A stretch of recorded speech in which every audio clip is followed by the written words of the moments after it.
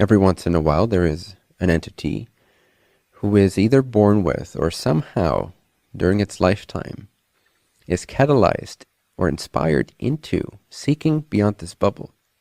Similar to the story of the Buddha, who pretty much had everything a human being, identified as the body, could ever want. Being a prince, surrounded with fortunes and blessings and safety and security and everything a man could hope for, so to speak.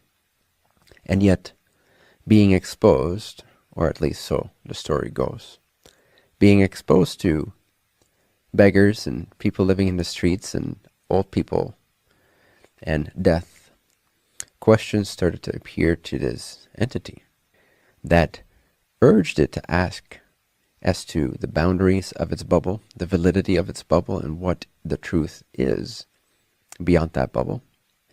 And seeing that suffering firsthand, outside of its own bubble, or at the fringes of its own bubble, the edges of its own bubble, it became inspired to seek for a solution for the suffering, an answer to the suffering. And so in a similar way, every once in a while there is a being, and there's more and more of us these days, that are really inspired to look beyond the conventional ideas, and that are born with or inspired with a sense that everything is possible, or at least that the solution to the suffering, that the truth, if you will, whatever that might be, the truth, the experiential inner truth, the truth of existence itself, can somehow be accessed, can somehow be realized by this mind-body-spirit complex. And therefore it is inspired because it believes it is possible. You see, it's very important to believe that enlightenment, and again, think of enlightenment as a spectrum or a gradient, a sliding scale. Don't think of it as black and white. It's not helpful for most people at most stages of this journey. So think of it as a spectrum, as a sliding scale, as a gradient. But it is important that we believe enlightenment, or greater enlightenment, more and more enlightenment, to be possible.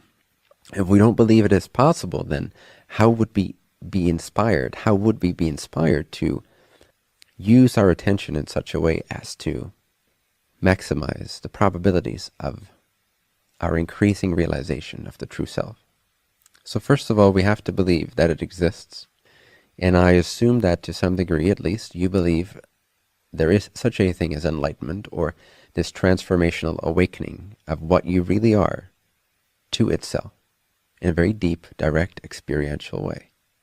I assume that you to some degree believe that that is a possibility, that that exists, that it exists even.